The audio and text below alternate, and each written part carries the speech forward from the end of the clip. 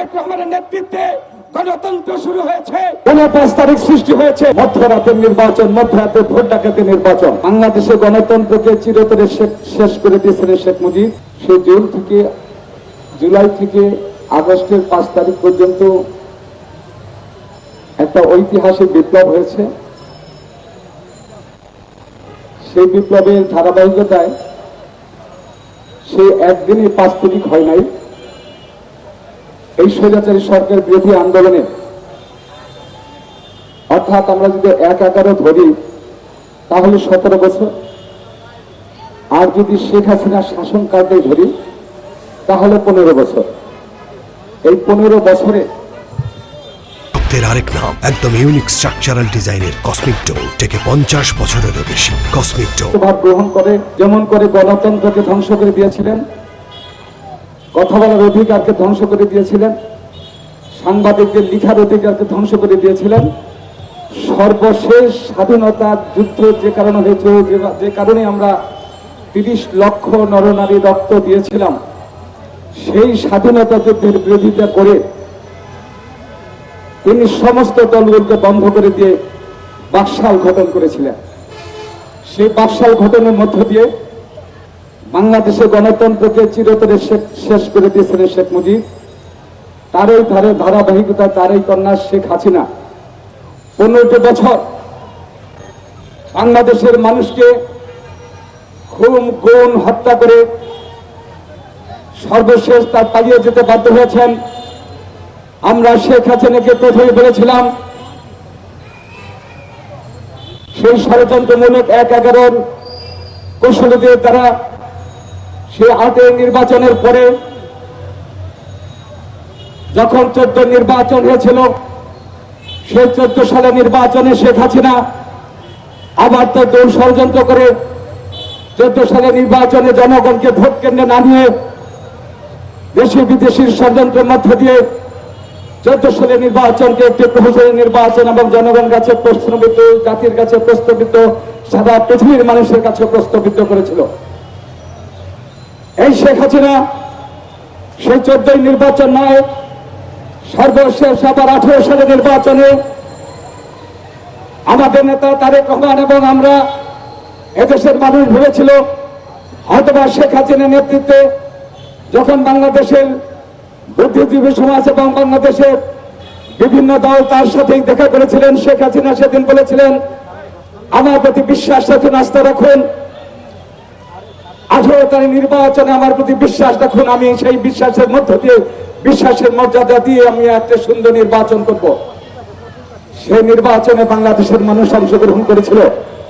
শেখ হাসিনা যখন দেখেছিলেন ১৮ তারিখে নির্বাচনে যদি বাংলাদেশের মানুষ ভোট কেন্দ্রে যেতে পারে তাহলে আওয়ামী লীগ 10টি আসন পাবে না, সে কারণে ১৮ সালে সে নির্বাচনে বাংলাদেশের মানুষ ভোট কেন্দ্রে যাওয়ার আগে মধ্যরাতে নির্বাচন পুলিশ দ্বারা এবং বিডিআরের মাধ্যমে, ইপিআর মাধ্যমে, পুলিশের মাধ্যমে এবং বিডিআরের মাধ্যমে সুকৌশলে দিনের ভোট, রাত্রে যেটা আমরা বলি মধ্যরাতের নির্বাচন, মধ্যরাতে ভোট ডাকাতের নির্বাচন। আপনারা দেখেছেন কেন ৫ তারিখ সৃষ্টি হয়েছে, কেন ৫ তারিখ আজকে জাতির কাছে, ইতিহাসের কাছে ৫ তারিখ নামে তারিখটা একটা দালিলিক প্রমাণ হিসেবে থাকবে। শুধু ৫ তারিখ নয়, শেখ হাসিনা ধীরে ধীরে গণতন্ত্রকে হত্যা করার জন্য এবং চিরতরে দেশকে তার রাজ্যে পরিণত করার জন্য ইলিয়াস আলী থেকে শুরু করে প্রায় আমাদের ১,০০০ নেতা কর্মীকে গুম করেছে, খুন করেছে। সর্বশেষ গত ৭ই জানুয়ারি নির্বাচনে আমরা যে নির্বাচন বিরোধী ২৮ অক্টোবরের সমাবেশ দেখেছিলাম, সেই সমাবেশকে প্রতিহত করেছে কতি স্বৈরাচারী পুলিশ দ্বারা। সেই সমাবেশের পরে আমাদের অনেক নেতা কর্মীকে হত্যা করেছে, অনেকের বিরুদ্ধে মামলা দেওয়া হয়েছে, ৭ লক্ষ নেতা কর্মীর বিরুদ্ধে মামলা দেওয়া হয়েছে। গণতন্ত্র বলতে বাংলাদেশে ছিল না, কথা বলার অধিকার ছিল না। ঠিক সেইভাবেই আমার ধারাবাহিকতার মধ্য দিয়ে এদেশের ছাত্র জনতার মধ্য দিয়ে আরেকটি সুর, আরেকটি পদধ্বনি রাষ্ট্র অধিকার আন্দোলনে, সেই অধিকার আন্দোলনের মধ্য দিয়ে জাতি ধর্ম নির্বিশেষে একদিকে তারেক রহমানের নেতৃত্বে বাংলাদেশের ৬৪ দল আরেকটি ছাত্র জনতার নেতৃত্বের মধ্য দিয়ে এদেশের সরকার পতন আন্দোলন শুরু হয়েছিল। সেই সরকার পতন আন্দোলনের মধ্য দিয়ে সর্বশেষ শেখ হাসিনার পালিয়ে যেতে বাধ্য হয়েছে। আমরা শুরুর থেকে যে কথা বলেছিলাম, শেখ হাসিনা গণতন্ত্রের জন্য, আমরা বলতে চাই তারেক রহমানের নেতৃত্বে গণতন্ত্র শুরু হয়েছে।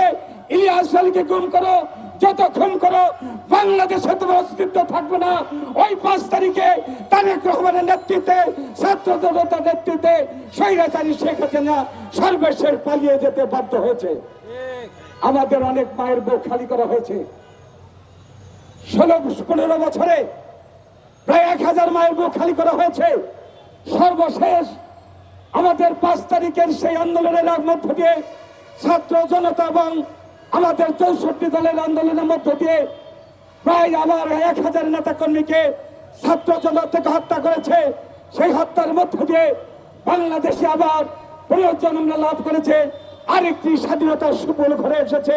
যেমন করে এসেছিল 15 আগস্ট মাসে, 15 আগস্ট, যেমন করে এসেছিল 7ই নভেম্বর, যেমন করে আমার 5 তারিখে এদেশের ঐতিহাসিক বিপ্লবের মধ্য দিয়ে এবং সেনাবাহিনীর নীরব নিবৃত্তে ওই গণতন্ত্রকে জনগণের পক্ষে থেকে সেনাবাহিনীর প্রধান বলেছিলেন, আমার সেনাবাহিনী কোনো গুলি ব্যবহার করবে না, আমরা গুলির পক্ষে যাব না।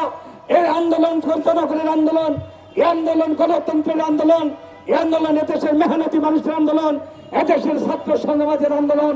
তাই শেখ হাসিনা সেই দিন পালিয়ে যেতে বাধ্য হয়েছিল।